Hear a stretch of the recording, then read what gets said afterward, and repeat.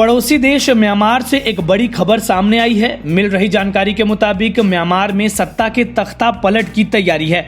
Myanmar की सेना ने सबसे बड़ी नेता आंग सान सू की, राष्ट्रपति विन मिंट और सत्तारूढ़ पार्टी के वरिष्ठ लोगों को सुबह की छापेमारी में हिरासत में ले लिया गया है। मीडिया में आई खबरों के मुताबिक राजधानी में संचार के सभी माध्यम काट दिए गए हैं। नेपीता में फोन और इंटरनेट सेवा बंद है और सूकी की national league for democracy party से संपर्क नहीं हो पा रहा है।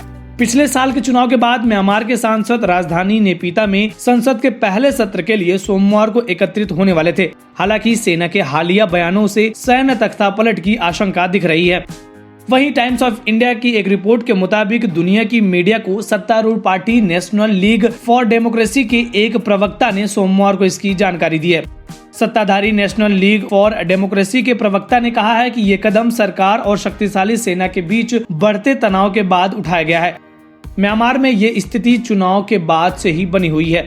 सू की पार्टी ने संसद के निचले और ऊपरी सदन की कुल 476 सीटों में से 396 पर जीत दर्ज की थी, जो बहुमत आंकड़े 322 से कहीं अधिक था। लेकिन साल 2008 में सेना द्वारा तैयार किए गए संविधान के तहत कुल सीटों में 25% सीटें सेना को दी गई हैं, जो संवैधानिक बदलाव को रोकने के लिए काफी हैं। कई अहम मंत्री पदों को भी सैन्य नियुक्तियों के लिए सुरक्षित रखा गया है। सू की देश के सबसे अधिक प्रभावशाली नेता हैं और देश में सैन्य शासन के खिलाफ दशकों तक चले अहिंसक संघर्ष के बाद वो देश की नेता बनी। बता दें कि म्यांमार में सेना को टेटमदा के नाम से जाना जाता है।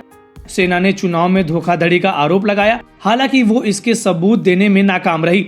देश के स्टेट यूनियन इलेक्शन कमीशन ने पिछले सप्ताह सेना के इस आरोपों को खारिज कर दिया था।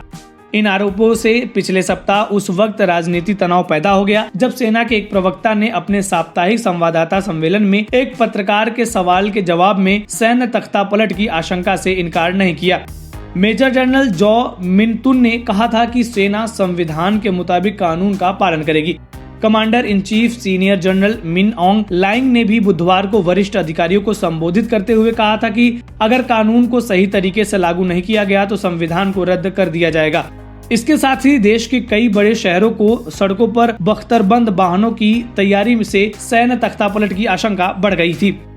हालांकि शनिवार को सेना ने तख्तापलट की धमकी देने की बात से इनकार किया और अज्ञात संगठनों और मीडिया पर उसके बारे में भ्रामक बातें फैलाने और जनरल की बातों को गलत तरीके से पेश करने का आरोप लगाया।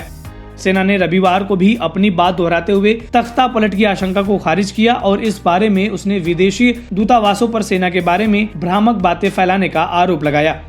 बता दें कि अमेरिका में राष्ट्रीय सुरक्षा परिषद के अधिकारियों और विदेश मंत्रालय ने कहा है कि वे म्यांमार में हो रहे घटनाक्रमों की खबरों से अवगत हैं। हालांकि वे तख्तापलट और नेताओं को हिरासत में लिए जाने की पुष्टि नहीं कर सके। इससे पहले भी यहाँ सैनिक शासन लगभग 50 साल तक जारी रहा, इसलिए म्यांमार का लोकतंत्र अभी जड़ें नहीं जमा सका है।